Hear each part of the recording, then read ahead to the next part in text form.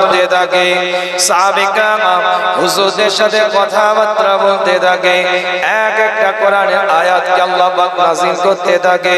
আমি বলি না কোরআন জানিয়ে দেখায়, পরিষ্কার কোরআন তার ভাষার মধ্যে দিয়ে এলান করে দেখায়, ইয়া আইয়ুহাল্লাযীনা আমানু, এই ঈমানদারেরা, লা তুকদ্দিমু বাইনা ইয়াদাইল্লাহি ওয়া রাসূলিহি, তোমরা আল্লাহ এবং আল্লাহর রাসূলের থেকে আগিয়ে যেও না, অগ্রসর তোমরা হয়ো না।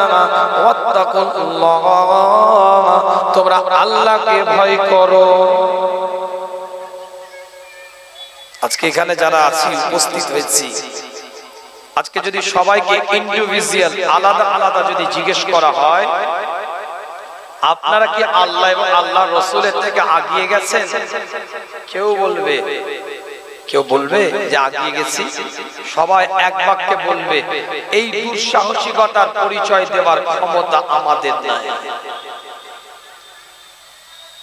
এই দুঃসাহসিকতার পরিচয় দেওয়ার ক্ষমতা আমাদের নাই। কিন্তু পক্ষান্তরে যদি জিজ্ঞাসা করা হয়, আল্লাহ রাসূল বলছেন, হুজুর আকরাম সাল্লাল্লাহু আলাইহি ওয়াসাল্লামের উপরে আল্লাহ কোরআনের আয়াতটাকে নাজিল করে দিলেন, মা আতাকুমুর রাসূল ফাখুযু ওয়া মা নাহাকুম আনহু ফান্তাহু, তোমাদের নবী যেটা নিতে বলেছে তোমরা নাও, যেটা বাদ দিতে বলেছে তোমরা বাদ দাও। এখন যদি আপনাদেরকে জিজ্ঞাসা করা হয়, হুজুরের নেওয়াটাকে কি আমরা নিতে পেরেছি? হুজুর যেগুলো নিতে বলেছেন সেগুলো কি 100% আমরা নিতে পেরেছি? হুজুর যেটাকে বর্জন করতে বলেছেন, সরকারে কায়নাত, মদিনাত দুলাল, ইমামুল মুরসালিন, ইমামুল হুদা, ইমামুল কিবলাতাইন, হুজুর আকরাম সাল্লাল্লাহু আলাইহি ওয়াসাল্লাম যেটা বর্জন করতে বলেছেন সেটা কি বর্জন করতে পেরেছি? আমরা কিন্তু একই মুখেই বলবো যে না, নেওয়াটাও সম্পূর্ণ নিতে পারি নাই, বর্জন করা যেটা দরকার ছিল, পৃথক থাকা যেটা দরকার ছিল, যার থেকে বিমুখ থাকা দরকার ছিল, সম্পূর্ণ সেটা থেকে আমরা বিমুখও থাকতে পারি নাই। তাহলে পক্ষান্তরে কি হলো? আল্লাহ আল্লাহ রাসূলের হুকুমকে অমান্য করা হয়েছে। কিন্তু যখন আপনাকে ইন্ডিভিজুয়াল আলাদাভাবে জিজ্ঞেস করা হচ্ছে, খুব ভালো করে বুঝবেন, একটা করে কোট টু কোট আলোচনা। কেন যুবকেরা করেছো আলোচনা তোমাদের জন্য, একটু অ্যাক্টিভ হও, একটু সক্রিয় হও। তোমরা রেসপন্স দিয়েছো শরীয়তের জন্য, অ্যাক্টিভনেস দেখিয়েছো ইসলামকে জিন্দা করার জন্য, সক্রিয়তা বোধ তোমাদের মধ্যে দেখা গিয়েছে শরীয়তের মানচিত্রটাকে মানুষের কাছে পৌঁছে দেওয়ার জন্য। যখন আপনাকে আমাকে জিজ্ঞাসা করা হলো যে আল্লাহ এবং আল্লাহর রাসূলের থেকে কি তোমরা আগিয়ে গেছো, সবাই বলছে না, এ দুঃসাহসিকতার পরিচয় দেওয়ার ক্ষমতা আমাদের নাই। কিন্তু আবার যখন জিজ্ঞাসা করা হচ্ছে হুজুরের নেওয়াটাকে কি সম্পূর্ণ নিয়েছো, হুজুরের বর্জন করাটাকে সম্পূর্ণ বর্জন করেছো, তাহলে এখানে ওভারঅল রেজাল্টটা কি দাঁড়াচ্ছে? আমরা সীমা লঙ্ঘন করে ফেলেছি। ইসলামের যে সীমা, শরীয়তের যে সীমা, কোরআনের যে সীমা, হুজুরের আদর্শের যে সীমা, এই সীমাটা লঙ্ঘন করেছি। বকলমে আমরা আমাদের অভিব্যক্তি, অভিরুচি, আমরা আমাদের চিন্তা, থিংকিং, চেতনা, ভাবনা, এটা বাস্তবায়ন করেছি। তার মানে আমরা আল্লাহ আল্লাহ রাসূলের হুকুমকে ওভারটেক করেছি। সব ক্ষেত্রে নয়, কিছু ক্ষেত্রে হলেও। আমার কথাটা বোঝা যাচ্ছে তো না বোঝা যায় না? খুব ভালো করে বুঝবেন, একটা করে আয়াতের ব্যাখ্যা বুঝুন। যেহেতু কষ্ট করে মাহফিল দিয়েছেন, আমি একটু রেফারেন্স কোড টু কোড আলোচনা করে যাই। তাহলে আয়াতের ব্যাখ্যাটা কি? লা তুকদ্দিমু বাইনা ইয়াদাইল্লাহি ওয়া রাসূলিহি। এই আয়াতের তাফসীর করতে গিয়ে আপনাদেরকে দুটো হাদিস বলবো আপনাদের কাছে। আল্লাহ নবী, আল্লাহ রাসূলের সাহাবা, হুজুর যে রাস্তা দিয়ে অগ্রসর হয়েছে, হুজুর যে রাস্তা দিয়ে আগিয়ে গেছে, আল্লাহ নবী মুহাম্মদ রাসূলুল্লাহ সাল্লাল্লাহু আলাইহি ওয়াসাল্লামের সাহাবা একই রাস্তা দিয়ে আগিয়ে যাচ্ছে, একই রাস্তা দিয়ে হেঁটে যাচ্ছে, সঙ্গে অন্যান্য সাহাবায়ে কেরাম হুজুররা আছে। হুজুরের ইন্তেকালের পরে, হুজুরের দুনিয়া থেকে চলে যাওয়ার পরে বারজাখি হায়াতে হুজুর ওই জায়গায় ঘুমিয়ে আছে। সাহাবায়ে কেরাম হুজুর সাহাবাদেরকে সঙ্গী করে কিছু সংখ্যক তাবিঈন হযরতদেরকে সাথে নিয়ে একটা জায়গা দিয়ে অগ্রসর হচ্ছে, আগিয়ে যাচ্ছে। আল্লাহর নবী আল্লাহর রাসূলের ওই সাহাবা যাবার সময় একটা জায়গায় একটু মাথাটাকে নিচু করলেন, আবার আসার সময় একই জায়গায় একটু মাথাটাকে নিচু করে হ্যাট করে এলেন। সাহাবায়ে কেরাম হুজুররা প্রশ্ন করে, তাবিঈন হযরতরা জিজ্ঞাসা করে, একই জায়গায় আপনি একটু মাথাটা নিচু করলেন, ফেরার পথে আবার ওই একই জায়গায় আপনি একটু মাথাটাকে নিচু করে আসলেন, একটু খোলাসা করে দিন, একটু আমাদেরকে পরিষ্কার করে দিন, বিষয়টা তো আমরা কিছু বুঝতে পারলাম না।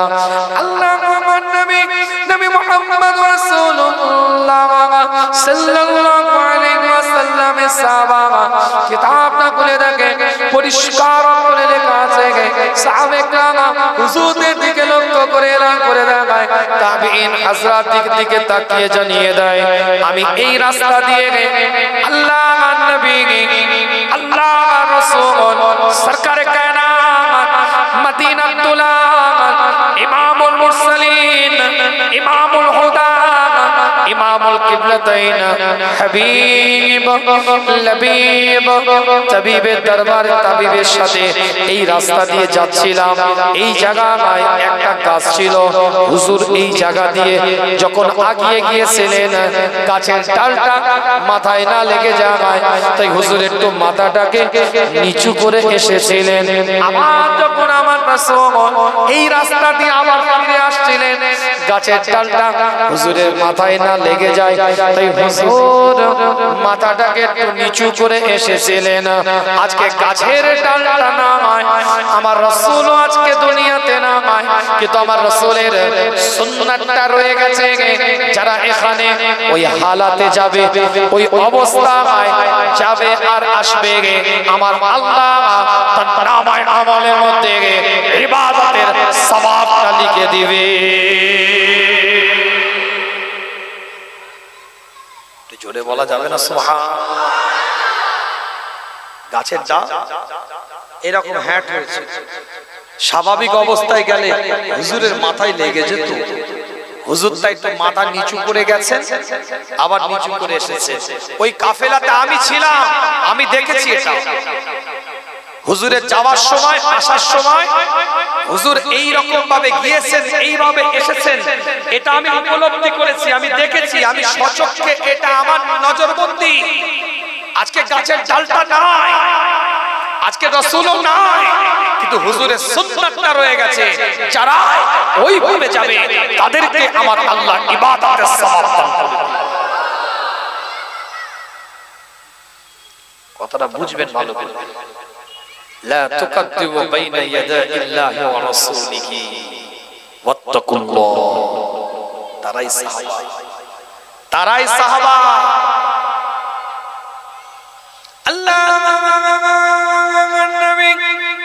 নবী মুহাম্মদ রাসূলুল্লাহ সাল্লাল্লাহু আলাইহি ওয়াসাল্লাম হজ্জাতুল বিদা জমিনে দাঁড়িয়ে আছে, জাবালে রহমাতের উপরে দাঁড়িয়ে হাদিস বলছি আপনাদের খিদমতে, বুখারীর riwayat বলছি আপনাদের খিদমতে। কিতাবটা খুলে দেখেন, ছোট ছোট করে আলোচনাটাকে আগিয়ে নিয়ে যায়, দলিল ভিত্তিক কথাগুলো আপনাদের খিদমতে পেশ করি। আল্লাহর নবী নবী মুহাম্মদুর রাসূলুল্লাহ জাবালে রহমাতটায় দাঁড়িয়ে সাহাবাদের দিকে লক্ষ্য করে এলান করে দেয়, আজকে কোন দিনে আমরা এই জায়গায় দাঁড়িয়ে আছি। সমস্ত সাহাবারা তালবিয়া পাঠ করছে, লব্বাইক আল্লাহুম্মা লব্বাইক, আল্লাহর দরবারে তালবিয়া পাঠ করছে।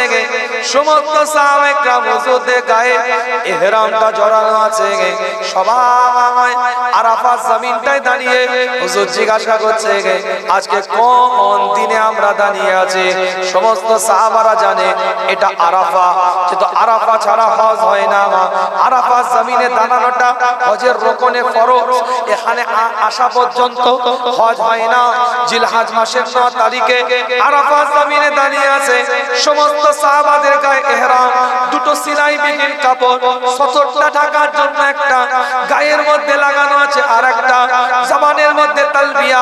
আল্লাহ নবী মুহাম্মদুর রাসূলুল্লাহ সাল্লাল্লাহু আলাইহি ওয়াসাল্লামের প্রশ্নের উত্তর দিতে গিয়ে সাহাবারা চিৎকার আওয়াজ দিয়ে সেদিনে বলে আল্লাহু ওয়া রাসূলুহু আ'লামু, আমরা জানি না, আল্লাহ এবং তার রাসূল এ সম্পর্কে ভালো জানে। সবাই তো জানে আরাফা।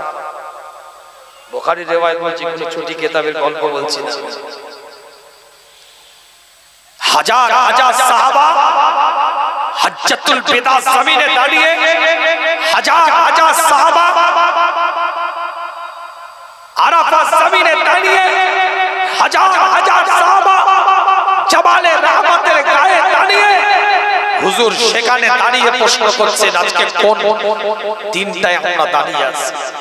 সবাই জানে এটা আরাফা, সবাই জানে আরাফা ছাড়া হজ হয় না। কিন্তু কোরআন বলেছে লা তুকদ্দিমু বাইনা ইয়াদাইল্লাহি ওয়া রাসূলিহি, আল্লাহ এবং আল্লাহর রাসূলের থেকে আগিয়ে গিয়ে কথা বলো না। আল্লাহ নবী আল্লাহ রাসূল হুজুর আকরাম সাল্লাল্লাহু আলাইহি ওয়াসাল্লাম দ্বিতীয়বার জিজ্ঞাসা করে সাহাবায়ে হুজুরদের দিকে লক্ষ্য করে আজকে কোন মাসে আমরা দাঁড়িয়ে আছি। সমস্ত সাহাবারা জানে জিলহজ মাসে হজ হয়, কিন্তু সমস্ত সাহাবাদের জবানে একটাই কথা আল্লাহ ওয়া রাসূলুহু আ'লামু, আল্লাহ এবং তার রাসূল জানে, আমরা জানি না। হুজুর আবার তৃতীয় নাম্বার প্রশ্ন করে এটা কোন শহরে আমরা দাঁড়িয়ে আছি। সমস্ত সাহাবারা জানে সূরা আল ইমরান তৃতীয় নাম্বার সূরা 96 নাম্বার আয়াতটা খুলে দেখেন। আল্লাহ পাক কোরআনের মধ্যে জানিয়ে দেয় ইন্না আউওয়ালা বাইতিন উদিয়া লিন-নাস লাল্লাযী বিবাক্কাতা মুবারাকান ওয়া হুদাল লিল আলামিন। আল্লাহ পাক এলান করে দিলেন পৃথিবীর প্রথম ঘর যেটা কাবা বাইতুল্লাহ, যেটা মানুষের জন্য আল্লাহ বরাদ্দ করে দিয়েছে, লাল্লাযী বিবাক্কাতা, যেটা মক্কার মধ্যে অবস্থিত, যেটা মক্কার মধ্যে অবস্থিত, যেটা বালাদুল আমিনের মধ্যে অবস্থিত। সমস্ত সাহাবারা জানে ওখানে গেলে মুবারক হয়ে যায়। আল্লাহ কোরআন দিয়ে বলছে ওয়া হুদাল লিল আলামিন, আর আমি আল্লাহ ওই জায়গাটাকে হিদায়াতের কারখানা হিসাবে কবুল করে নিলাম। সমস্ত সাহাবারা জানে এটা মক্কা, সমস্ত সাহাবারা জানে এটা মক্কা, সমস্ত সাহাবারা জানে এটা বালাদুল আমিন। সবাই জানে মক্কা ছাড়া হজ হয় না, মক্কা ছাড়া হজ হয় না, বালাদুল আমিন ছাড়া হজ হয় না। কাবা যেখানে হজ সেখানে, কাবা যেখানে হজ সেখানে, এটা সবাই জানে। কিন্তু সমস্ত সাহাবারা জবান দিয়ে এক সুরে এক আওয়াজ চিৎকার দিয়ে বলতে থাকে আল্লাহ ওয়া রাসূলুহু আ'লামু, আল্লাহ এবং তার রাসূল জানে, আমরা জানি না। বিরাট ব্যাখ্যা আয়াতে। কোরআন হাদিস শোনার আগ্রহ আছে তো নাকি? কেন মানুষের এখন রুচি চেঞ্জ হয়ে গেছে। ওষুধের দোকানে চপ মুড়ি বিক্রি করছে, যেখানে প্যানফর্টি, ডিকল, ডাইজিন, কার্বোজাইন, গ্যাসের ট্যাবলেট পাওয়ার দরকার, এখন ওষুধের দোকানে চপ মুড়ি বিক্রি করছে। অনেক দূর দিয়ে কথাটা বললাম, বুঝে নিন যারা বুঝে নেন। শরিয়তের মাহফিল, দ্বীনের মাহফিল, ইসলামের মাহফিল, কোরআনের মাহফিল নাট্য মঞ্চ করে ফেলেছে। কথা ঠিক বলছি না? ভেলকি দেখাচ্ছে, বক্তা উঠে ভেলকি দেখাচ্ছে। 2 ঘন্টা ওয়াজ করেছে, একটা কোরআন বলেন, একটা কোরআন বলেন। কুতিয়ে কাতিয়ে খুতবাটা পড়েছে, তাও মনে হয় 30 কোটি জায়গায় ভুল করেছে। আর তাদেরকে মাশাআল্লাহ আমাদের বুঝতেই পারছেন ভাইরাল করে দিয়েছে। কথা বুঝতে পারছেন? টিআরপি হাই করে দিয়েছে। বডি ল্যাঙ্গুয়েজটা একটা মানুষের মতন বডি ল্যাঙ্গুয়েজ নয় বক্তার। বক্তা হাদি তো পরের কথা। আমার কথা কি রাগ করছেন নাকি? বাস্তব কথা বলছি। এই কমিটি ছেলেগুলো গিয়েছিল, জিজ্ঞেস করবেন। ওদেরকে প্রথম শর্ত দিয়েছিলাম, তোমার দাওয়াত নিতে পারবো, শর্ত হচ্ছে কোনো দোকান না বসে। জিজ্ঞেস করেন যারা গিয়েছিল তাও কথা ঠিক না বলেছিলাম না বলিনি? দাওয়াত না লিখে তোদেরকে ঝাড় দিচ্ছিলাম না? দাওয়াত চল যা। এমনও শর্ত দিয়েছিলাম, যদি কোনো দোকান, বাজার, মেলা, নোংরামি, শরিয়াত বিরোধী, দ্বীন বিরোধী, ইসলাম বিরোধী মেলার মতন কর্মকাণ্ড যদি উপলব্ধি করি, দেখতে পাই, গাড়িটা ঘুরিয়ে নিয়ে ঘরে চলে আসতো। বলেছিলাম না বলিনি? ছেলেগুলো আমার কথা রেখেছে, আমার দিলটা এত বড় করে দিয়েছে। ছেলেগুলো আমার কথা রেখেছে, আর আমার কথা নয়, আল্লাহর কথা রেখেছে। আমার কথা নয়, রাসূলের কথা রেখেছে। আমার কথা নয়, তোমার পীরের কথা তুমি রেখেছো। এটা নাজাতের ওসিলা হয়ে যায়। এত বড় কথা বলে গেল। আমাদের চেষ্টা করতে হবে। আমি বলছি না 100% আমরা কোনো জিনিস আপনার কমপ্লিট করে ফেলবো, কিন্তু আমরা বক্তারা যদি চেষ্টা করি অনেকটা পরিবর্তন হবে। শ্রোতা যে রুচি চাইছে সেই রুচির খাদ্য আমি দিচ্ছি, তাকে তো বোঝাতে হবে, বাবু এটা পেট খারাপ করবে, একটু কলার ঝোল খা, তো লুজ মোশন হয়েছে। কথা ঠিক ঠিক। যুগ উপযোগী তো তাকে ট্রিটমেন্ট করতে হবে। তার যে রোগ হয়েছে সেই রোগের তো ট্রিটমেন্ট তাকে চালাতে হবে। বক্তা তো তালে তাল দিচ্ছে, ওর তো বান্ডিল দরকার। তাই আলা হযরত নওয়াব হুজুর পীর কেবলা রাহমাতুল্লাহ আলাইহি বলতেন, নওয়াব হুজুর পীর কেবলা আমার নওয়াব দাদা জান বলতেন, রুপিয়া ऐसा चीज है कि कांटा मुले बोलतेन नाउजुबिल्लाह खुदा से 19-20 है। কথা কিছু বুঝতে পারছেন? কথাটা একটা লাইনের, কিন্তু কথাটার অনেক গুরুত্ব আছে। ও মুর্দা জান্নাতে যাক আর জাহান্নামে যাক, আমার হালুয়া রুটি নিয়ে দরকার। 2 ঘন্টা কোটা পূরণ করব, তো আমার সিলেক্ট করা আছে। দুঃখ লাগে, বড়ই খারাপ লাগে। গত 5 দিন আগেকার কথা বলছি, বলছে হুজুর বক্তা উঠার আগে গাড়িটা আধ ঘন্টা আগে দাঁড় করিয়ে দিয়ে বলছে অ্যাকাউন্টে পাঠাও, তারপরে তোমার জলসায় ঢুকবো। বা খোদা বলছি নবীর মেম্বারে, বক্তার নামটাও বলে দিতে পারি, রেকর্ড হচ্ছে এখানে অনলাইন রেকর্ড হচ্ছে, আমি নামটা বলে আর অপমান করছি না। খুব পরিচিত বক্তা, বক্তা পীরজাদা নয়, পীর সাহেবের বক্তা। একদিন নাম বলে দেব, আমি অন্য টাইপের পীরজাদা, যারা আমাকে নিয়ে সংসার করে তারা জানে। আমি অন্যায়কে কোনোদিন প্রশ্রয় দিই না। নাম পেয়ে যাবেন একদিন, কিন্তু প্রথমত তাকে সাবধান করতে হবে ব্যক্তিগতভাবে। ফার্স্ট টাইম অ্যাটাক নয়, ওপেন ডিফেন্সিভ অ্যাটাক, তারপরে ওপেন অ্যাটাক হবে। শরিয়াতের মাপকাঠিতে চলুন, ইসলামের ধারাতে চলুন। ইসলাম কারো বাবার সম্পত্তি নয় যে তার মতন সে সাজিয়ে দিবে। তোমাকে ইসলামের মতে সাজতে হবে, তোমাকে কোরআনের আইনে নিজেকে প্রস্তুত করতে হবে, তোমাকে নবীর তরিকায় পরিচালিত করতে হবে, তবে মুসলমান। কি ভাই কথা ঠিক বলছি না? আমি আমার কথা বলছি। আল্লাহ আমাদের সকলকে নিয়ামতের দ্বারা পরিপূর্ণ করেন, সকলে বলেন আমিন। আলোচনা শুনবেন তো নাকি? একটু ডিপে যাব তো, একটু নাড়াঘাটা হবে। কে কে শুনবেন একটু দুটো হাত তুলেন তো দেখি, দুটো হাত একদম টনটনে করে। দেয়ালে পিঠটা আমাদের ঠেকে গেছে, হাতটা তুলেন, একটা আওয়াজ দেন দেখি, নারায়ে তাকবীর। হাল তৈরি করে জজবানি একটা বলেন দেখি, নারায়ে তাকবীর। কারবালার ময়দান থেকে আওয়াজ দেন, চিৎকার আওয়াজ দিয়ে বলেন নারায়ে তাকবীর, নারায়ে তাকবীর, নারায়ে তাকবীর। সিলসিলায়ে ফুরফুরা শরী, সিলসিলায়ে ফুরফুরা শরী, মাসলাকে মুজাদ্দিদে জামাত, মাসলাকে মুজাদ্দিদে জামাত, নারায়ে তাকবীর। এই কথাটা এক সাহাবা একরাম, একজন তাবিঈন হযরতকে বলছে, হাদিসে এসেছে যে আল্লাহর রাসূল আমাদেরকে 3টে প্রশ্ন করেছে, আমরা উত্তরে বলেছি আল্লাহ এবং তার রাসূল জানে, আমরা জানি না। তাবিঈন হযরত বলছে আপনারা তো তিনটে প্রশ্নের উত্তরই জানতেন, বললেন না কেন? কোন দিনে দাঁড়িয়ে আছেন, কোন মাসে দাঁড়িয়ে আছেন, কোন শহরে দাঁড়িয়ে আছেন, এই তিনটে প্রশ্নের উত্তর তো আপনারা জানতেন, বললেন না কেন? আল্লাহ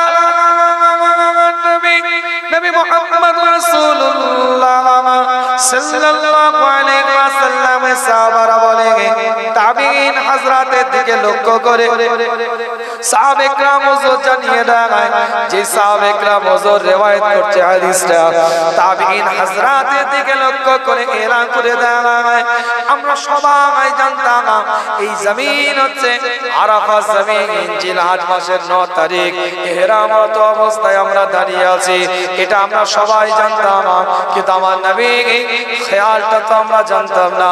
হুজুর যদি আরাফাত জমিনটায় দাঁড়িয়ে মুস্তাফা তাজদারে হারাম মদিনাতুল আমান যদি ওই আরাফাত জমিনটায় দাঁড়িয়ে বলতো এটা আরাফা নয়, এটা আরাফা নয়, এটা ইয়াউমুল আশুরা, এটা ইয়াউমুল আরাফা নয়, এটা ইয়াউমুল আশুরা, ওই দিন থেকে ওটা আশুরা হয়ে যেত।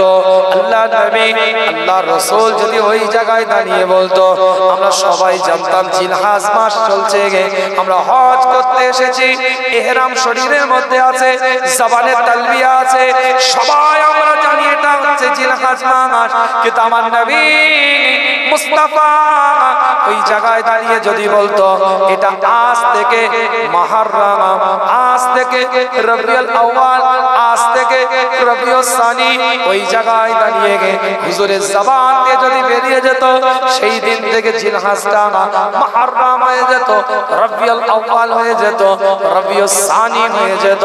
আল্লাহ নবী মুহাম্মদ রাসূলুল্লাহ যে হালে, যে অবস্থা, যে সিচুয়েশনে আমাদেরকে জিজ্ঞাসা করেছে, আজকে কোন শহরের মধ্যে আমরা দাঁড়িয়ে আছি, কোন জায়গার মধ্যে আমরা দাঁড়িয়ে আছি, আজকে যদি আমার রাসূল এখানে দাঁড়িয়ে বলতো, আমরা সবাই জানি এটা মক্কা, মক্কা ছাড়া হজ হয় না, মক্কা ছাড়া হজ হয় না, বালাদুল আমিন ছাড়া হজ হয় না, আমরা সবাই এটা জানি, কিন্তু হুজুর যদি বলতো না আজ থেকে এটা মক্কা নয়, আজ থেকে এটা মদিনা, ওই দিন থেকে আল্লাহর পক্ষ থেকে এটা মদিনা হিসাবে আল্লাহ কবুল করে নিতে।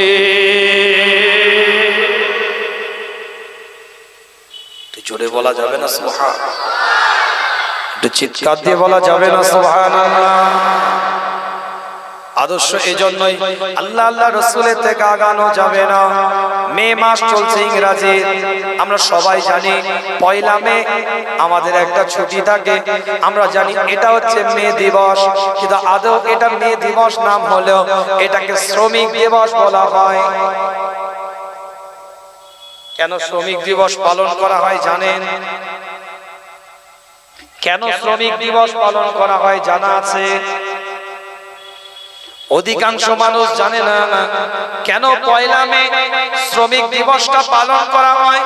আজকে শুনে নিন আপনারা, শ্রমিকদের একটা দীর্ঘদিনের আন্দোলন ছিল, তাদের 12 ঘন্টার ডিউটি, একটা রোজ পেতে গেলে, একটা মজুরি পেতে গেলে, একটা পারিশ্রমিক পেতে গেলে তাদেরকে 12 ঘন্টা ডিউটি করতে হতো।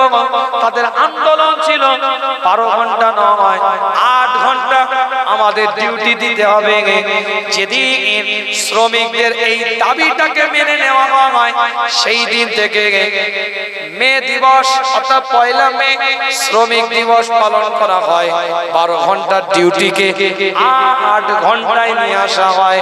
কিন্তু মনে রাখবেন, আজ থেকে 1400 বছর আগে, 1500 বছর আগে এই শ্রমিকদের অধিকার সর্বপ্রথম আমার রাসূল, আমার মুস্তাফা, আমার সরকারে কায়নাত দান করেছিলেন।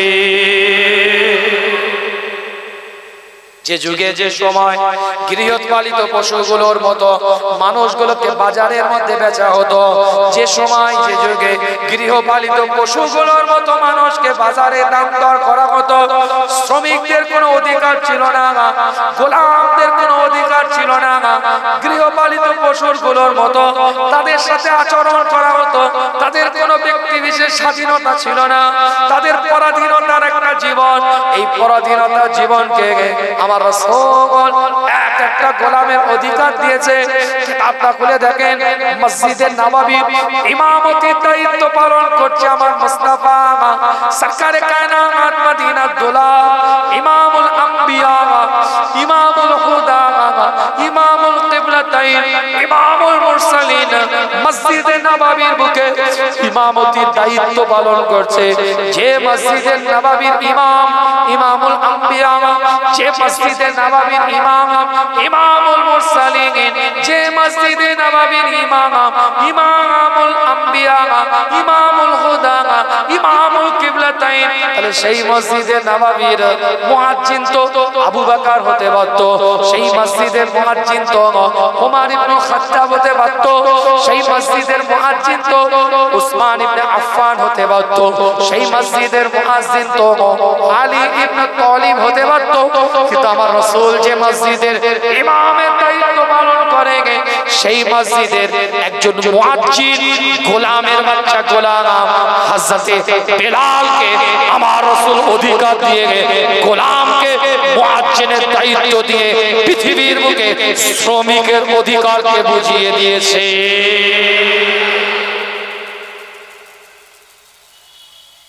কথা কিছু বুঝতে পারছেন না? বুঝতে পারছেন?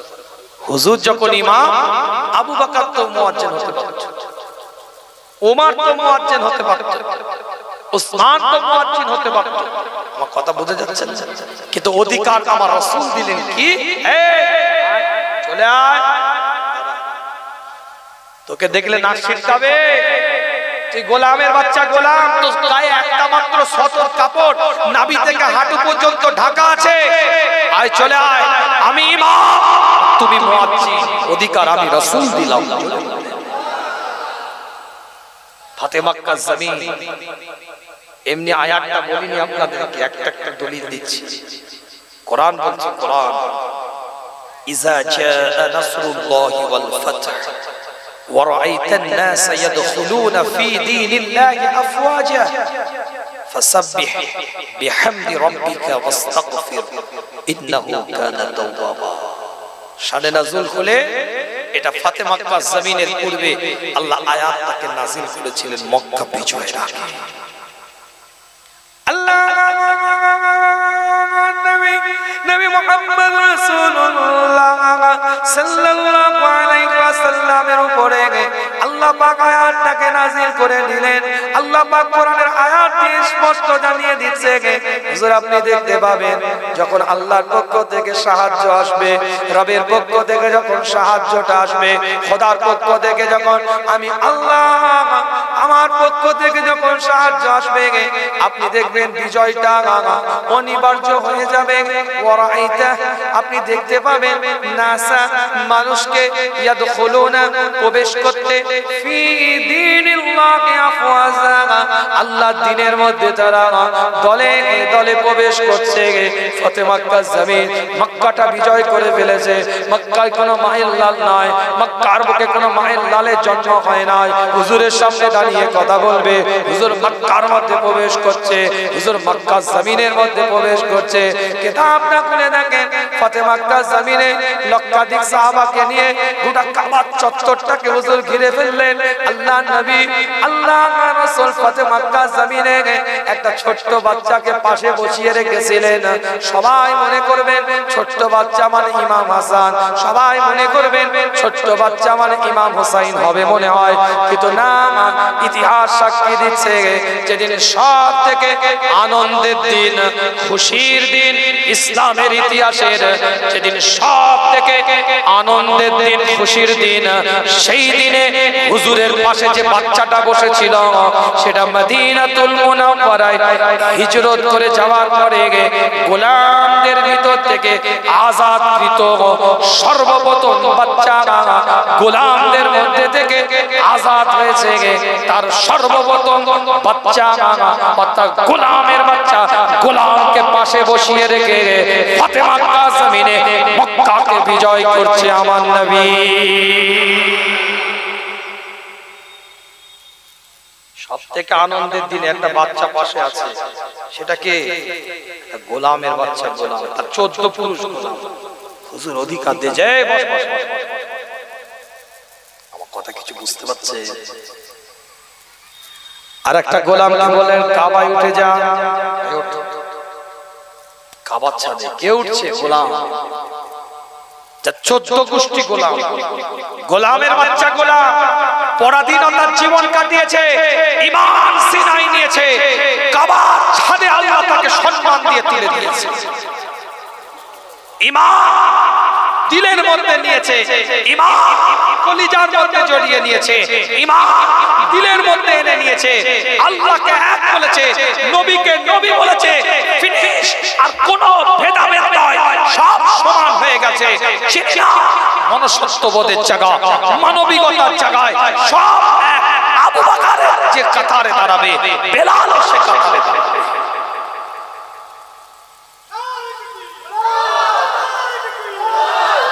আর দুঃখ লাগে, কষ্ট লাগে, বেদনা লাগে, ব্যথা লাগে, যারা মানুষ মানুষ করে চেঁচাচ্ছে, এক শ্রেণীর লেবাসধারী মানুষ, তাদেরই নিচু শ্রেণীর মানুষদেরকে তাদের যেখানে সৎকার করা হয় সেখানে ঢোকানো হয় না, বাইরে রেখে দেওয়া হয়। সেদিনে সোশ্যাল মিডিয়ায় দেখছিলাম, কিছু বুঝতে পারছেন? মনুষ্যত্ববোধের শিক্ষা তো ইসলাম দিয়েছে, মানবিকতার শিক্ষা তো ইসলাম দিয়েছে, ভ্রাতৃত্বের শিক্ষা তো ইসলাম দিয়েছে, মানুষকে ভালোবাসার শিক্ষা তো ইসলাম দিয়েছে। ফতে মক্কা জমিনে দাঁড়িয়ে হুজুর সর্বপ্রথম যে কথাটা বলেছিলেন, আমি মুস্তাফা এই ফতে মক্কা জমিনে সবাইকে ক্ষমা করে দিলেন। চুনে চুনে বদলা দিতে পারতেন। হুজুরের কাছে পুরো একদম প্রতিচ্ছবি, তুই আমার সাথে এটা করেছিলিস, তুই আমার সাথে এটা করেছিলিস, তুই আমার সাথে আচরণ করেছিলিস, তুই এই আচরণটা আমার সাথে করেছিলিস, তুই এই অপমানটা আমাকে করেছিলিস, তুই আমাকে এই জায়গায় এই কষ্টটা দিয়েছিলিস। এক একটা চেহারা হুজুরের সামনে চিত্রিত, এক একটা চেহারাকে হুজুর পেহচান চিনেন, সবাইকে চুনে চুনে বদলা নিতে পারতেন, চুনে চুনে শাস্তি দিতে পারতেন, চুনে চুনে প্রতিশোধ দিতে পারতেন, চুনে চুনে এক একটাকে তার প্রতিবাদের কণ্ঠ তৈরি করে বদলা নিতে পারতেন। কিন্তু ফতে মক্কা জমিনে আল্লাহ নবী আল্লাহ রাসূলের সর্বপ্রথম কথা হয়েছিল, আমি মুস্তাফা, আমি সরকারে কায়নাত, আমি মদিনাতুল্লাহ, আমি ইমামুল মুরসালিন, আমি সবাইকে ক্ষমা করে দিলাম।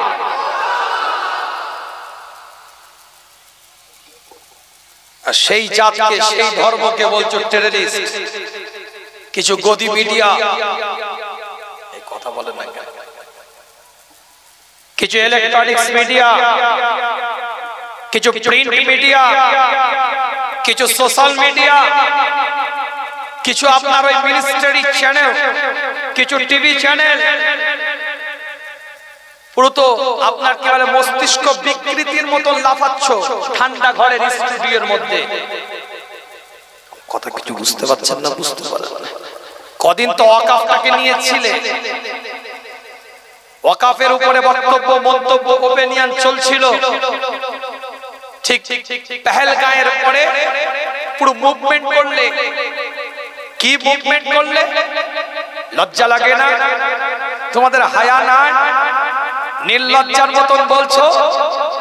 বলতে পারলো না এই মিডিয়াগুলো, এই ইলেকট্রনিক্স মিডিয়া, এই সোশ্যাল মিডিয়া, এই প্রিন্ট মিডিয়া, এই মিনিস্ট্রি মিডিয়া, এই কিছু টিভি চ্যানেল, এই গদি মিডিয়া, এরা বলতে পারলো না পেহেলগাঁয়ের বুকে 27 জন ভারতীয় নাগরিক মারা গেছে, শহীদ হয়ে গিয়েছে। এ কথা তারা বলতে পারলো না।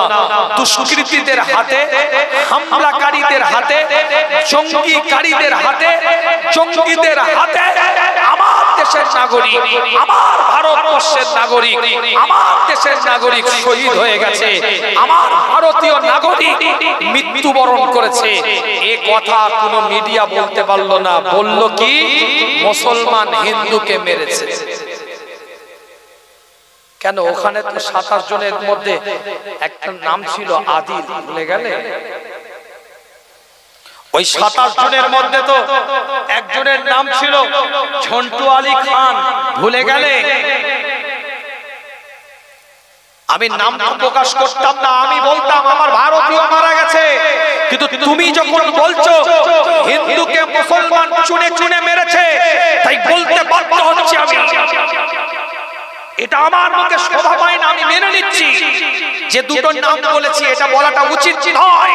আমার বলার উচিত ভারতীয় নাগরিক মারা গেছে, ভারতীয় সিটিজেন মারা গেছে, আমার দেশের ভাই মারা গেছে, এটা আমার বলাটা বাঞ্ছনীয়। কিন্তু তোমরা যেহেতু এই কথাটা মানুষের কাছে ভাইরাল করছো, যেটা হিন্দুদের হাতে মুসলমান মারা, মুসলমানের হাতে হিন্দুরা মারা গেছে, তাই এটা বলতে বাধ্য হচ্ছি।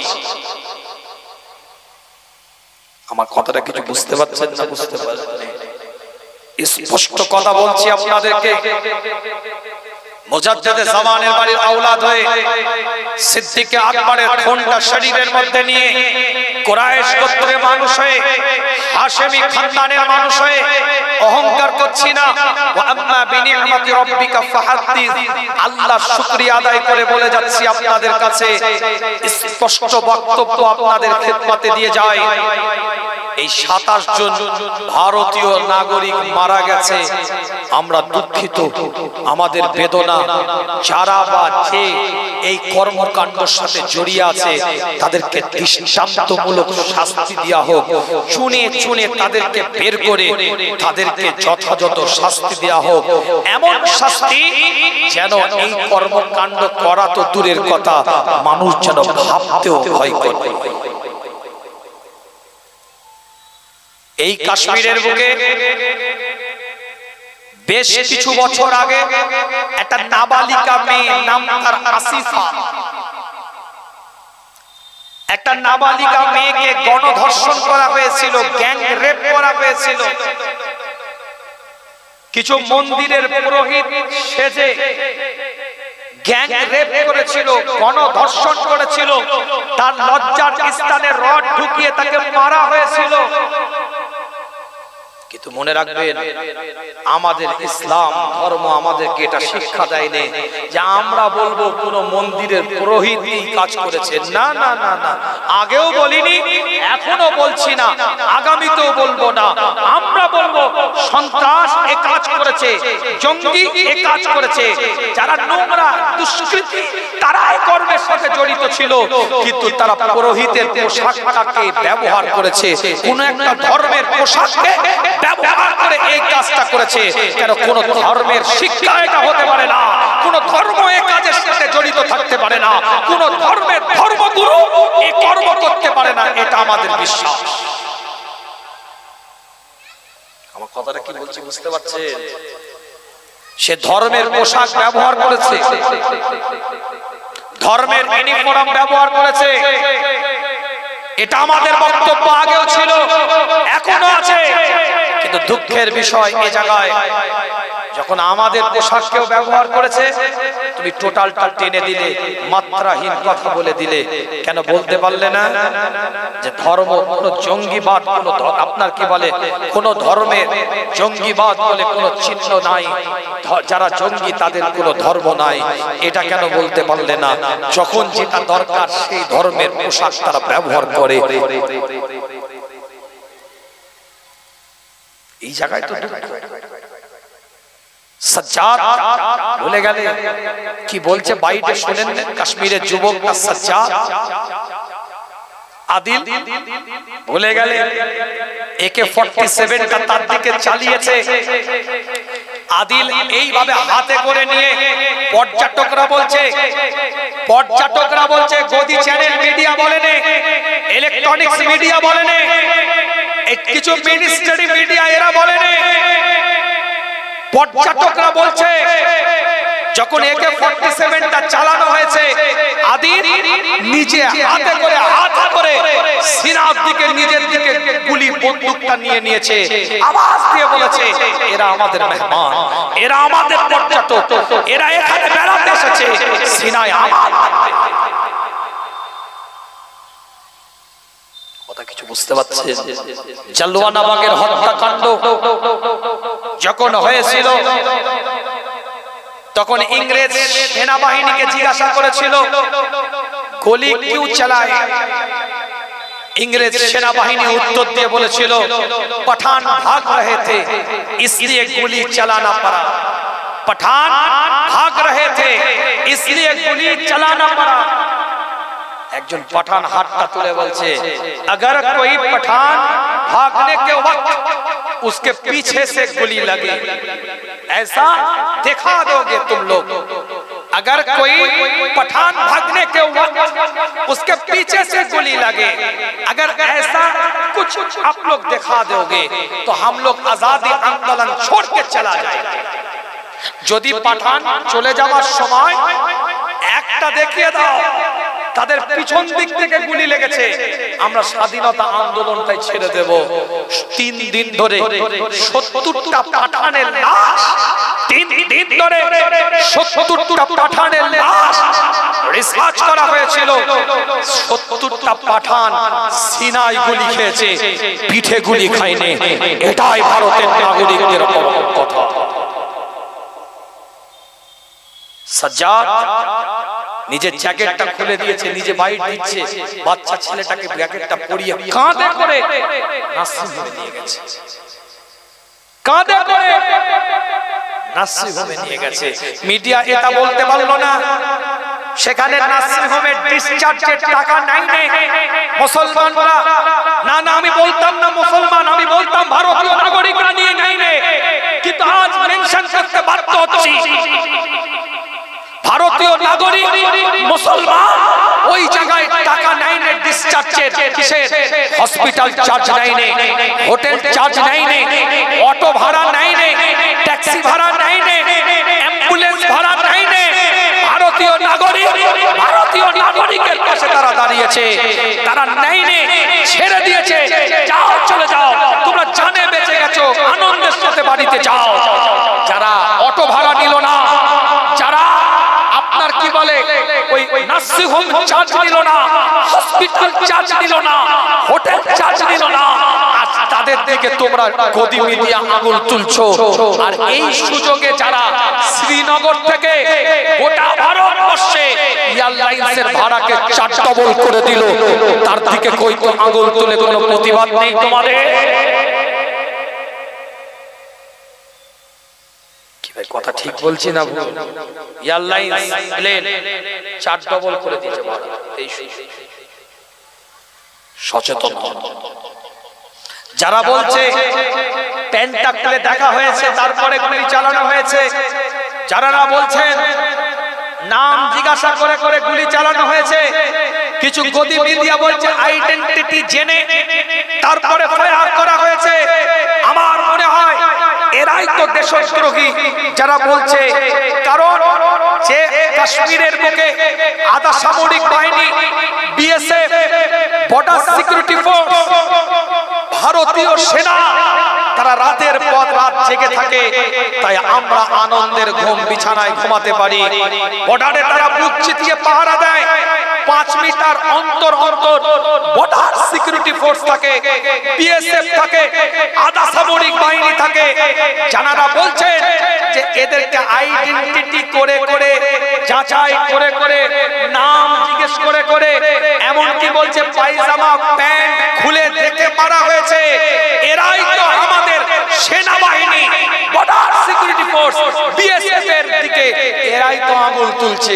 তাহলে এরা কি এনাদের দায়িত্ব পালন করেনি? মিডিয়া তো তাদের দিকে আঙুল তুলছে। কেউ বললো না এই কথা। কে অধিকার দিয়েছে তোমরা আমাদের সেনাবাহিনীর বিরুদ্ধে কথা বলো? ঘুরিয়ে তো সেটাই তাদের বিরুদ্ধে বলছো তোমরা। তো আমার বক্তব্য এই জায়গায় যে কথা বলতে গিয়ে দিয়ে চলে এলাম, ইসলাম অধিকার দিয়েছে মানবিকতার, ইসলাম অধিকার দিয়েছে ভ্রাতৃত্বের, ইসলাম অধিকার দিয়েছে সম্প্রীতি। তাই আজ স্পষ্ট, আজকে শুধু নয়, 1450 থেকে 1500 বছর আগে ফাতেমা মক্কার জমিনে দাঁড়িয়ে হুজুর বলেছিলেন, আমি সবাইকে ক্ষমা করে দিলাম। যে বেলালের কোনো অস্তিত্ব ছিল না, সেই বেলালকে আমার আল্লাহর নবী কাবার ছাদের মধ্যে তুলে দিলেন। কাবার ছাদে বেলাল হুজুর বলছে আজান দে, আল্লাহর রাসূলের দিকে তাকিয়ে বেলাল বলছে, হুজুর সারা জীবন তো কাবার দিকে ফিরে তাকিয়ে আজান দিয়েছি, আজকে তো কাবার ছাদে কোন দিকে ফিরে তাকিয়ে আজান দেব হুজুর বুঝতে পারছি না। আল্লাহ নবী আল্লাহর রাসূল বললেন, সারা জীবন কাবার দিকে তাকিয়ে আজান দিয়েছিস, আজকে কাবার কাবা আমি রাসূল আমার দিকে তাকিয়ে আজানটা দে। হুজুর তাওয়াফ করছে, বেলাল আজান দিচ্ছে, হুজুর যেদিকে যায় বেলালের চেহারাও সেদিকে ঘুরতে থাকে। জোরে বলেন না সুবহানাল্লাহ। আল্লাহ নবী নবী মুহাম্মদ রাসূলুল্লাহ সাল্লাল্লাহু আলাইহি ওয়াসাল্লামের উপরে এক একটা কোরআনের আয়াত আল্লাহ পাক নাযিল করে দেয়। সূরাতুল হুজুরাত থেকে আলোচনা শুরু করেছিলাম আপনাদের খিদমতে 49 নম্বর আয়াতে 1 নম্বর আয়াত দিয়ে বোঝাতে চেয়েছিলাম, ইয়া আইয়ুহাল্লাযীনা আমানু, এই ঈমানদারেরা, লা তুকদ্দিমু বাইনা ইয়াদাইল্লাহি ওয়া রাসূলিহি, তোমরা আল্লাহ এবং আল্লাহর রাসূলের থেকে আগিয়ে যেও না। ওয়াত্তাকুল্লাহ, তোমরা আল্লাহকে ভয় করো। ইন্নাল্লাহা সামিউন আলিম, আল্লাহ পাক সব কিছু শোনেন এবং সব কিছু জানেন। অন্য আয়াতের মধ্যে আল্লাহ পাক আবার জানিয়ে দেয়, এই আয়াতের ব্যাখ্যা করলাম এতক্ষণ ধরে, একটু টুকটুক করে আলোচনা আগিয়ে নিয়ে যাচ্ছি আপনাদের খিদমতে।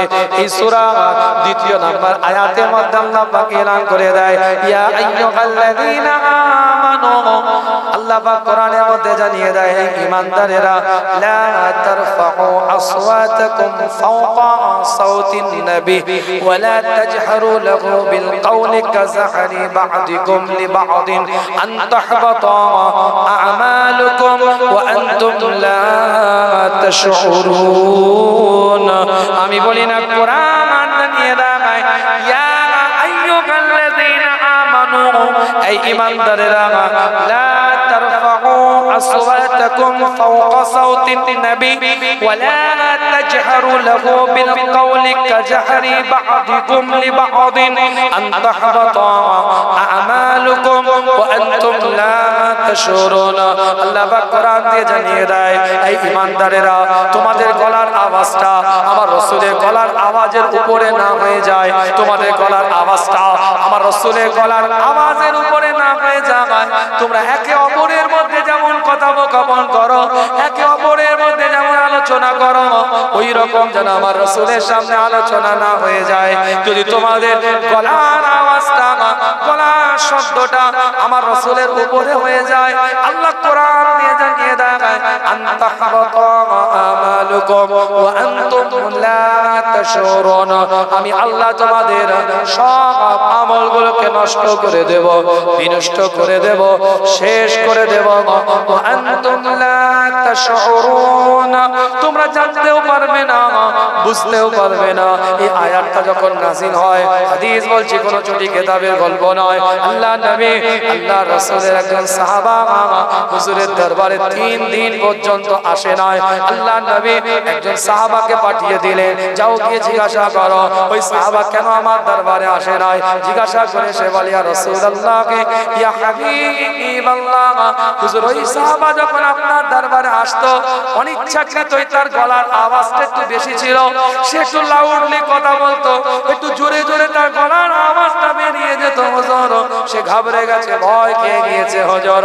আল্লাহ পাক এই আয়াতটা নাযিল করে দিয়েছে, আন তাহবাতা আমালুকুম ওয়া আনতুম লা তাশউরুন, সে মনে করে সমস্ত আমল তার নষ্ট হয়ে গিয়েছে।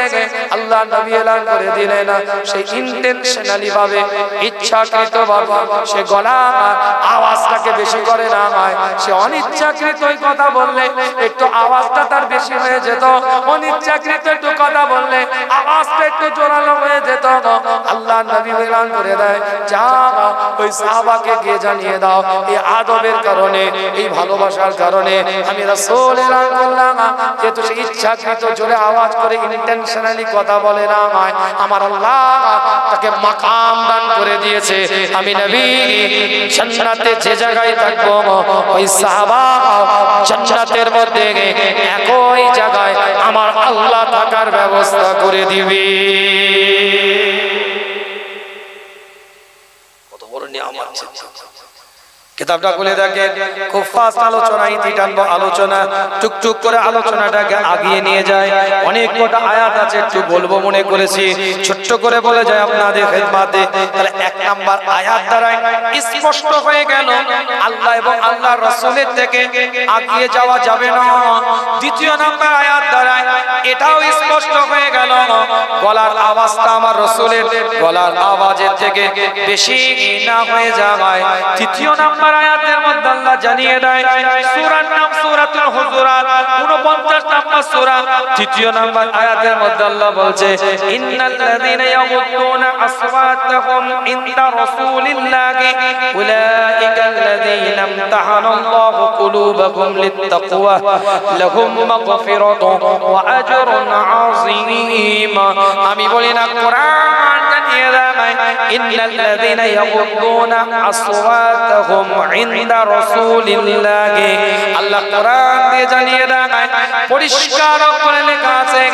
আগের আয়াতে আল্লাহ বললেন তোমাদের মধ্যে থেকে যে জোরে কথা বলবে তার শাস্তিটা কি হবে, তার ক্ষতিটা কি হবে।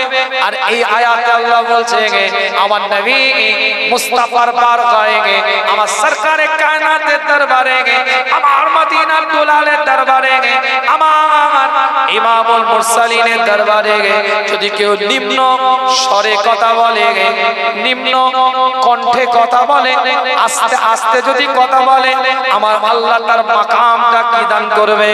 আল্লাহ কোরআন দিয়ে পরিষ্কার করে জানিয়ে দেয়, উলাইকাল্লাযীনা ইমতাহানাল্লাহু কুলুবাকুম লিত্তাকওয়া, আমার আল্লাহ তার অন্তরটাকে তাকওয়ার দ্বারা পরিপূর্ণ করে দিবে। কথাটা বুঝতে পারছেন? আগের আয়াতে আল্লাহ বললেন যদি জোরে কথা হয়ে যায় ক্ষতিটা কি হবে, আর এই আয়াতে আল্লাহ বলছেন যদি নিম্ন স্বরে কথা হয়, আস্তে আস্তে যদি কথা হয়, তোমাদের আওয়াজটা যদি স্লোলি হয়, আল্লাহ দায়িত্ব নিয়ে বলছেন উলাইকাল্লাযীনা ইমতাহানাল্লাহু কুলুবাহুম লিত্তাকওয়া, আল্লাহ তাকওয়ার দ্বারা তার অন্তরটাকে পরিপূর্ণ করে দেয়। লাহুম মাগফিরাতুন ওয়া আজরুন আযীম, আল্লাহ ক্ষমা করে, তার মাকামটাকে আমার আল্লাহ বাড়িয়ে দেয়। জুড়ে বলেন সুবহানাল্লাহ। আল্লাহ নবী মুহাম্মদুর রাসূলুল্লাহ সাল্লাল্লাহু আলাইহি ওয়াসাল্লামের সাহাবা হযরত আবু বকর সিদ্দিক রাদিয়াল্লাহু তাআলা এই আয়াতটা নাযিল হওয়ার পরে অর্থাৎ সূরাতুল হুজুরাতের দ্বিতীয় নাম্বার আয়াতটা নাযিল হওয়ার পরে এত আস্তে আস্তে রাসূলের দরবারে কথা বলতেন, এত নিম্ন স্বরে হুজুরের বারগাহে কথা বলতেন, এত আস্তে আস্তে হুজুরের দরবারে কথা বলতেন। কিতাবটা খুলে দেখেন, আল্লাহ নবী মুহাম্মদুর রাসূলুল্লাহ সাল্লাল্লাহু আলাইহি ওয়াসাল্লামকে রিপিট করতে হতো, আবার পুনরায় জিজ্ঞাসা করতে হতো, হ্যাঁ আবু বকর কি বলছো আরেকবার বলো। এত নিম্ন কণ্ঠে কথা বলতেন, এত আস্তে আস্তে কথা বলতেন। কিতাবটা খুলে দেখেন, আল্লাহ তার মাকামকে বাড়িয়ে দিয়েছে। কিতাবটা খুলে দেখেন, আল্লাহ পাক তার অন্তরটাকে তাকওয়ার দ্বারাই পরিপূর্ণ করে দিয়েছে।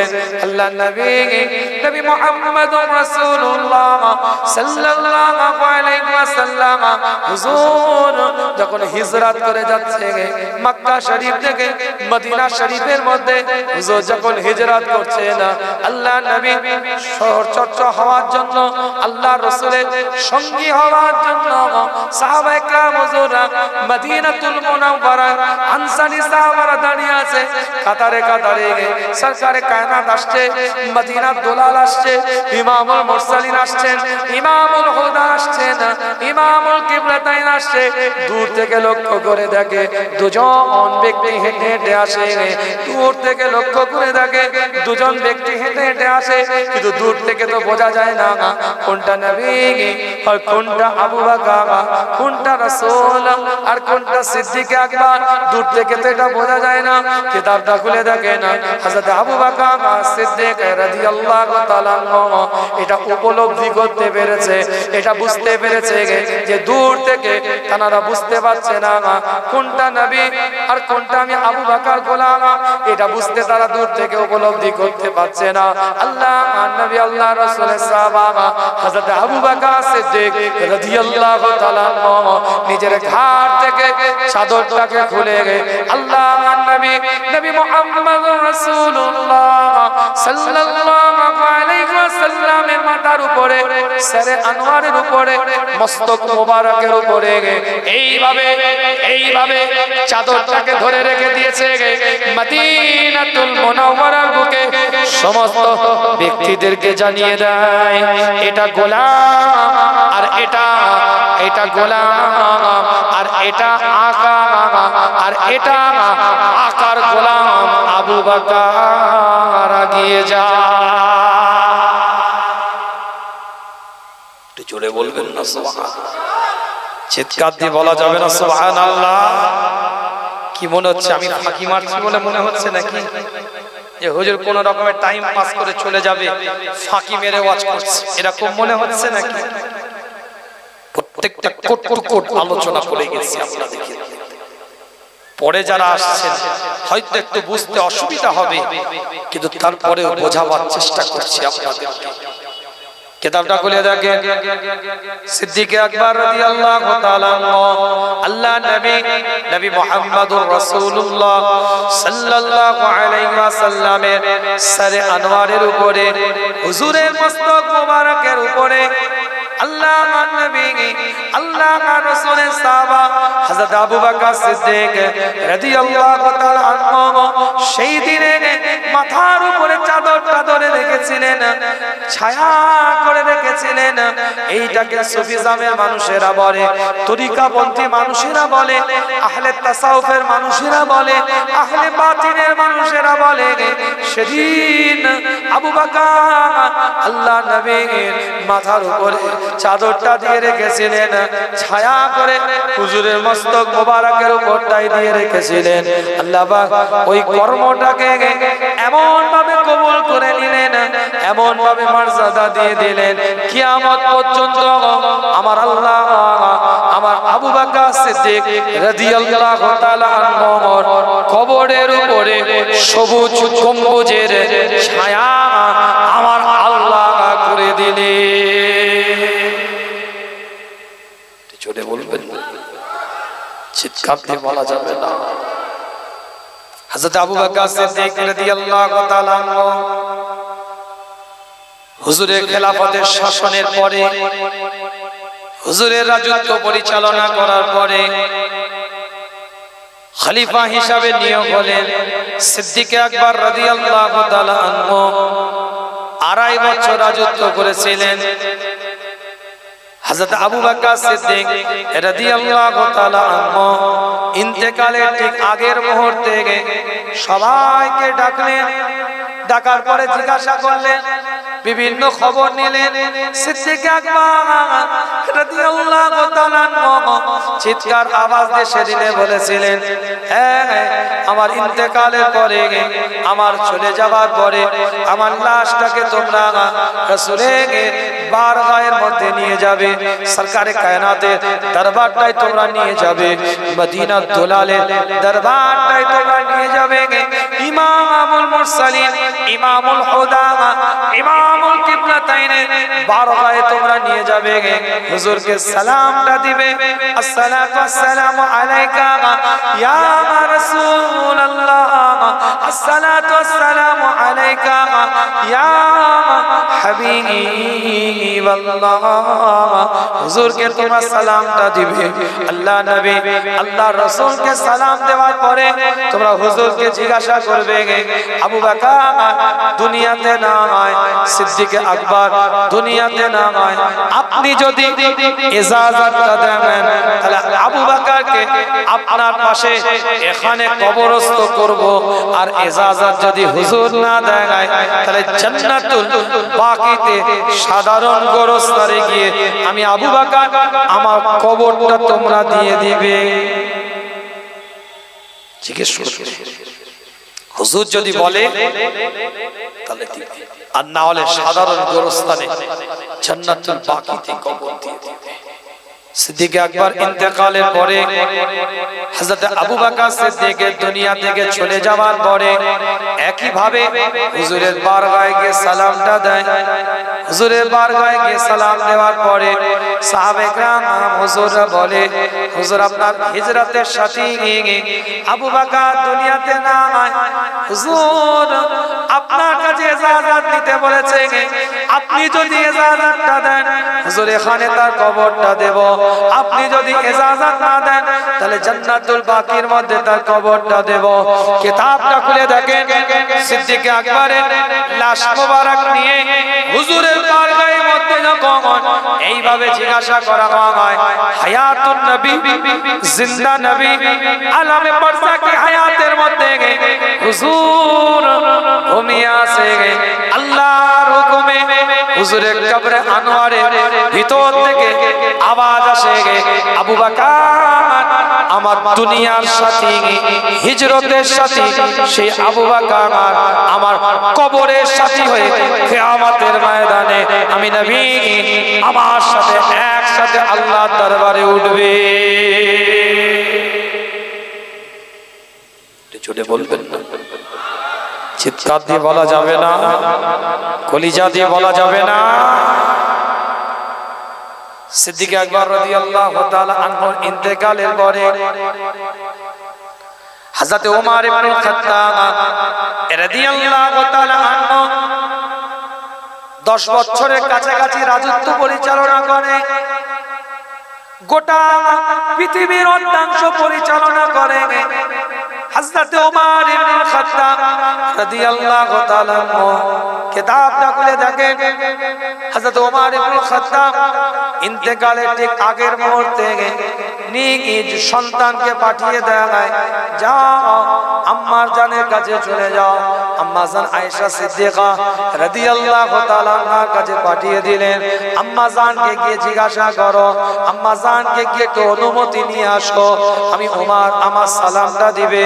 ওমরের সালামটা দেওয়ার পরে জিজ্ঞাসা করবে, ওমরে জিজ্ঞাসা করেছে, খলিফাতুল মুসলিমিন বলেন নাই, আমিরুল মুমিনিন বলেন নাই, শুধু বলেছে ওমর ইবনে খাত্তাব। জিজ্ঞাসা করেছে, একটু আম্মা জানকে গিয়ে জিজ্ঞাসা করো, ওমর যদি মারা যায়, ওমর যদি ইন্তেকাল করে, ওমর যদি আল্লাহর দরবারে চলে যায়, একটুখানি আবু বকর সিদ্দিক রাদিয়াল্লাহু তাআলা আনহুর পাশে একটু কি জায়গাটা দেওয়া যেতে পারে, একটু আম্মা জানের কাছে গিয়ে ইজাজতটা নিয়ে এসো, আমি ওমর বেঁচে থাকা অবস্থায় একটু শুনে যেতে চাই। রাষ্ট্রনায়ক, রাষ্ট্রপ্রধান, গোটা পৃথিবীর অর্ধাংশ পরিচালনা করে, তিনি তো মনে করলেই শুতে পারেন, কিন্তু না, ইনসাফের জায়গা মজবুত, ইনসাফের জায়গা মজবুত। আম্মা আয়েশা সিদ্দিকা রাদিয়াল্লাহু তাআলা আনহার কাছে পাঠিয়ে দিয়ে বলছেন, যাও জিজ্ঞেস করে, ওটা আম্মা জানের জায়গা, ওটা আম্মা জানের মিলকিয়াতে আছে, আম্মা যদি ইজাজত দেয় ওমর ঘুমাবে। আম্মা জান আয়েশা সিদ্দিকা রাদিয়াল্লাহু তাআলা আনহার কাছে গিয়ে হযরত ওমর ইবনে খাত্তাব রাদিয়াল্লাহু তাআলা আনহু সন্তান বলতে থাকে, আম্মা জান আয়েশা সিদ্দিকা রাদিয়াল্লাহু তাআলা আনহার দিকে লক্ষ্য করে, আম্মা ওমর ইবনে খাত্তাব পাঠিয়েছে, আম্মা জান আয়েশা সিদ্দিকা ওমর ইবনে খাত্তাবের সন্তানের দিকে লক্ষ্য করে এলান করে দেয়, ওমর আল্লাহ পাক কবুল করেছে তার ঈমানকে। আমি আমার রাসূলের মুখে শুনেছি, আল্লাহ নবী বলেছেন, আমি কাবা গেলার ধরে ওমরের জন্য আল্লাহর কাছে দোয়া চেয়েছি, ওমরকে আল্লাহর কাছে আমি চেয়ে নিয়েছি, আমার আল্লাহ ওমরের মনের ভাবে, ওমর ইবনে খাত্তাবের মনের ভাবে, ফারুক আযম রাদিয়াল্লাহু তাআলা আনহু মনের ভাবে আমার আল্লাহ কোরআনের 22টা আয়াতকে নাজিল করে দিয়েছে। মুখে বলেন, মনে মনে ভেবেছে, আল্লাহ হযরত ওমরের ভাবটাকে কোরআনের আয়াত দিয়ে ফয়সালা করে দিয়েছে। জোরে বলেন, জোরে বলবেন, আরেকটু জোরে বলা যাবে না? আম্মা জান আয়েশা সিদ্দিকা রাদিয়াল্লাহু তাআলা এলান করে দেয় যে ওমর যে রাস্তা দিয়ে হেঁটে হেঁটে যায়, হুজুরের মুখে শুনেছি ওমরের রাস্তাতে শয়তান প্রবেশ করে না, রাস্তা পরিবর্তন করতে বাধ্য হয়। যে ওমর আমার কাছে জায়গা চেয়েছে, সেই ওমরের কথা আমার রাসূলের মুখে শুনেছি। ওমর ইবনে খাত্তাবের কথা আল্লাহর নবী আল্লাহর রাসূল আমি আয়েশা আমাকে বলেছে আমার পরে যদি আল্লাহ কাউকে নবী করত তাহলে ওমরকে করত, ওমরকে করত। আল্লাহর নবী আল্লাহর রাসূলের মুখে এতগুলো কথা ওমর ইবনে খাত্তাব রাদিয়াল্লাহু তাআলা আনহুর জন্য আমি আম্মা আয়েশা শুনেছি। আজকে আমি আয়েশা আমার পিতার পাশে আমি নিজের কবরটা রেখে দিয়েছিলাম। আমি দুনিয়া থেকে চলে যাওয়ার পরে আল্লাহর ডাক আসলে আমি রবের দরবারে হাওয়ালা হয়ে যাওয়ার পরে আল্লাহর দরবারে চলে যাওয়ার পরে আমি আয়েশা আমার কবরটা এই জায়গায় হতো, এটা আমার মনের ইচ্ছা ছিল, বাসনা ছিল। কিন্তু হযরত ওমর ইবনে খাত্তাব যখন আমার কাছ থেকে আবু বকরের পাশে জায়গাটা চেয়েছে, আমার আব্বা জানের পাশে জায়গাটা যখন চেয়েছে, আমি আয়েশা নিজের কবরটাকে ওমর ইবনে খাত্তাবকে দিয়ে দিলাম। আমার কবরের জায়গা আমি দেখেছি, স্বামী আছে, বাপ আছে, আমি আয়েশা শুবো তার পাশে, এটা আমার ইচ্ছা। কিন্তু ওমর খলিফাতুল মুসলিমিন আমিরুল মুমিনিন ওমর ইবনে খাত্তাব রাদিয়াল্লাহু তাআলা আনহু যখন আমার কাছে চেয়েছে, আমি নিজের কবরের জায়গাটাকে তার জন্য দিয়ে দিলাম। কথা বুঝতে পারছেন? কিতাব খুলে দেখেন, আল্লাহর নবীর ইন্তেকালের পরে সিদ্দিক আকবর রাদিয়াল্লাহু তাআলা আনহুর ইন্তেকালের পরে এই পর্দার আড়ালের মা বোনের আলোচনা শুনছো, খুব ভালো করে আলোচনা বুঝবে। একটা ঘর, এই ঘরের মধ্যে একটা পার্টিশন, একটা পার্টিশনে আল্লাহর রাসূল ঘুমিয়ে আছেন, হযরত আবু বকর সিদ্দিক রাদিয়াল্লাহু তাআলা আনহু ঘুমিয়ে আছেন, কিছুটা জায়গা খালি পড়ে আছে, আর অর্ধেকটা অংশে আম্মা জান আয়েশা সিদ্দিকা রাদিয়াল্লাহু তাআলা আনহা সংসার করেন। যখনই মন চায় স্বামীর কবরে দাঁড়িয়ে একটু সালাম দেয়, বাপের কবরের সামনে দাঁড়িয়ে একটু সালাম দেয়। কেমন পোশাকে? বাড়ির পোশাক। কিন্তু যেদিন থেকে হযরত ওমর ইবনে খাত্তাব রাদিয়াল্লাহু তাআলা আনহুর কবরটা ওখানে দেওয়া হয়েছে, অর্থাৎ আবু বকর সিদ্দিক রাদিয়াল্লাহু তাআলা আনহুর পাশে খলিফাতুল মুসলিমিন হযরত ওমর ইবনে খাত্তাবের কবরটা যেদিন থেকে দেওয়া হয়, সেই দিন থেকে আর আম্মা জান আয়েশা সিদ্দিকা স্বাভাবিক ঘরের পোশাকে কোনোদিন গিয়ে আর সালাম দেননি। একটা গায়ের মুহরিম তার সামনে যেমন একটা পোশাক পরিধান করে নিজের সতরটাকে পুরোপুরি ঢেকে তার সামনে যেমন পেশ হতে হয়, একটা গায়ের মুহরিমের সামনে ঠিক ওইভাবে গিয়ে সালাম দিয়েছেন, আর কোনোদিন স্বাভাবিক পোশাকে গিয়ে সালাম দেয়নি। জোরে বলে ইসলাম অত সহজ নয় মা, পর্দার আড়ালে তোমরা আছো মা, দিন বুঝো, ইসলাম বুঝো। এ তো গজল নাকি মক্তবের কি চলছিল, তাই না ভাই? এই কথা বলে না, মক্তবের কিছু গজল টজল চলছিল না আপনাদের? এই তো ডিএসএলআর ক্যামেরা দিয়ে প্রজেক্টর লাগিয়ে দিয়েছো নাকি? মেয়েদের প্রজেক্টর চলছে না, এলসিডি চলছে, মোটামুটি দেখা যাচ্ছে, কিন্তু তারপরও তাদের তর সইছে না, কিছু দেখছে এখান দিয়ে এসে ঘুরছে। কথা ঠিক ঠিক, এত আধুনিক প্রযুক্তি হয়েছে, তারপরেও বেরোতে হবে। কথা ঠিক বলছি না? পরিবেশ ঠিক রাখেন। প্রত্যেকটা মা বোনদেরকে বলি, জীবন তৈরি করেন, নীতিমালা তৈরি করেন, উসুল তৈরি করেন, এক একটা বান্দাকে আমার আল্লাহ কবুল করে নিয়ে নিয়ামতওয়ালা মর্যাদাওয়ালা বান্দা বান্দি হিসাবে কবুল করে নেবে। তিনটা আয়াতের আলোচনা অনেক ব্যাখ্যা করে আছে। এক নাম্বার আয়াত দিয়ে বুঝিয়েছি আল্লাহ এবং আল্লাহ রাসূলের থেকে আগিয়ে যাওয়া যাবে না। দ্বিতীয় নাম্বার আয়াত দিয়ে বুঝিয়েছি আল্লাহ এবং আল্লাহ রাসূলের উপরে জোরে কথা বলা যাবে না। তৃতীয় নাম্বার আয়াত দিয়ে বুঝিয়েছি যারা নিম্ন আওয়াজে কথা বলে তাদের মাকামটা আল্লাহ পাক দান করে দেয়। জোরে বলবেন না? আল্লাহ নবী আল্লাহ রাসূলের উপর আল্লাহ পাক আয়াতটাকে নাযিল করে দেয়। সূরার নাম সূরাতুল হুজুরাত, 49 নম্বর সূরা, 4 নম্বর আয়াত, 3 নম্বর পর্যন্ত আলোচনা। আর দুটো আয়াত সংক্ষেপে বলে বিদায় নেব আপনাদের খিদমত থেকে।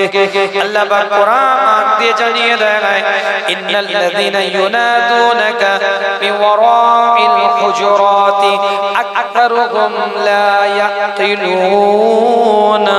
আল্লাহ পাক কোরআন দিয়ে জানিয়ে দেয় আল্লাহ আর নবীর ঘরের পিছনে যারা আওয়াজ করে, জোরে জোরে কথা বলে, হুজুরের ঘরের পিছনে যারা শোরগোল করে, আওয়াজ করে কথা বলে,